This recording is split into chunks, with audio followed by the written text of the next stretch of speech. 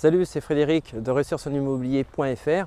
Dans cette vidéo, je vais vous donner une astuce pour pouvoir être plus efficace lorsque vous faites vous-même vos visites pour vendre votre bien immobilier.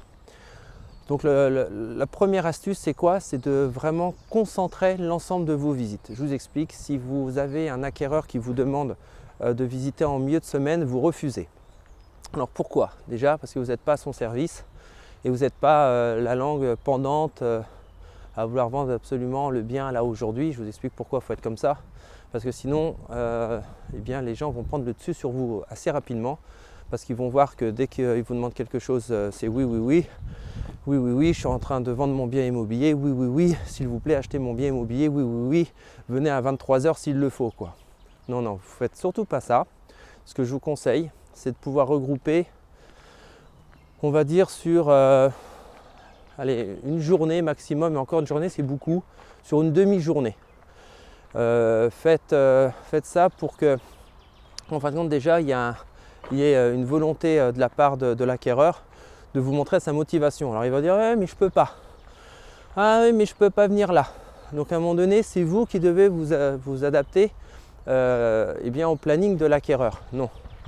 S'il a besoin d'acheter une maison, s'il est vraiment en motivation, si vraiment pour lui ce projet là c'est actuellement qu'il veut le mettre en place, vous inquiétez pas, il a déterminé du temps pour visiter et vous avez beaucoup de chance que les critères de temps de visite que vous lui proposez vont convenir à son planning. Donc déjà, ne pas vous mettre à disposition des acquéreurs pour faire les visites. Maintenant, si vous avez une personne qui dit oui mais je suis super motivé, votre bien c'est vraiment le bien que je souhaite, votre bien c'est ce que je recherche, je veux venir demain avec ma femme. Alors les super motivés, je peux vous dire que moi je les ai vus passer, hein. Je suis ancien agent immobilier, j'ai également moi-même vendu mes biens immobiliers. Je peux vous garantir que ces gens-là, ils n'achètent pas. D'accord? Donc s'il est super motivé, si vraiment c'est ce qu'il veut, tentez, je ne vais pas vous dire de ne pas le faire, mais vous verrez, l'expérience montrera que j'aurai raison. Donc l'idée c'est quoi? C'est d'avoir ce qu'on appelle du monde au portillon. L'intérêt c'est de montrer aux gens qui arrivent qu'il y a des gens autres que eux qui sont intéressés pour visiter ce bien et donc pour pouvoir l'acquérir. Donc ça c'est l'une des premières astuces. Et beaucoup de gens étalent beaucoup trop les visites sur la semaine. Alors déjà vous bossez aussi, hein, vous travaillez. À chaque fois qu'il y a une visite, il faut nettoyer le bien faut nettoyer l'appartement ou la maison. Donc on est sur une situation de toujours être en train de faire du ménage. Là, vous allez faire le ménage à fond. Si vous avez avec vous les enfants, le mari ou la femme, tout le monde s'y met. On fait en sorte que le bien il soit super bien propre. Et puis, ben voilà, la journée ou la demi-journée, elle est dédiée à recevoir les acquéreurs. Donc ça, c'est une astuce. Je peux vous assurer que ça marche. Pourquoi? Parce que c'est l'effet de groupe, c'est l'effet de dire ah mince, peut-être que la personne qui est avant moi va l'acheter et moi ce bien là il m'intéressait.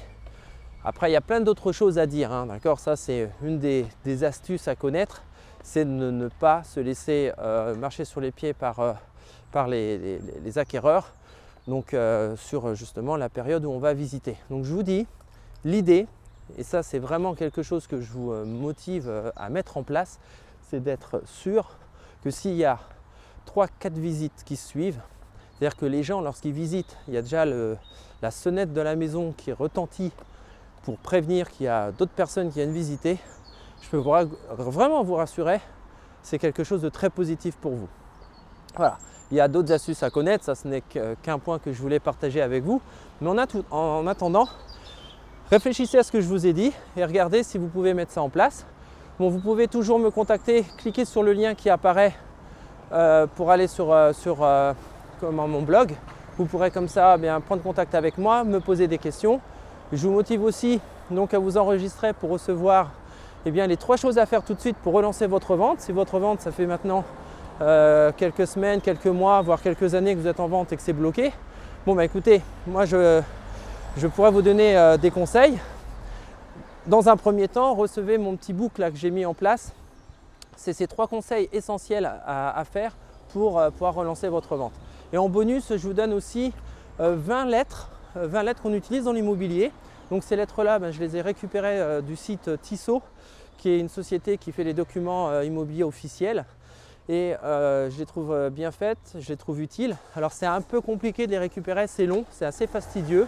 Donc moi j'ai pris ce temps-là pour vous et j'ai regroupé toutes les lettres dans un même document. Comme ça voilà, c'est fait. Et ça je vous l'envoie, c'est évidemment gratuit, c'est avec un très grand plaisir. Donc écoutez, je vous donne rendez-vous sur une autre vidéo, mais n'oubliez pas, cliquez sur le lien qui apparaît. Je vous dis à très vite.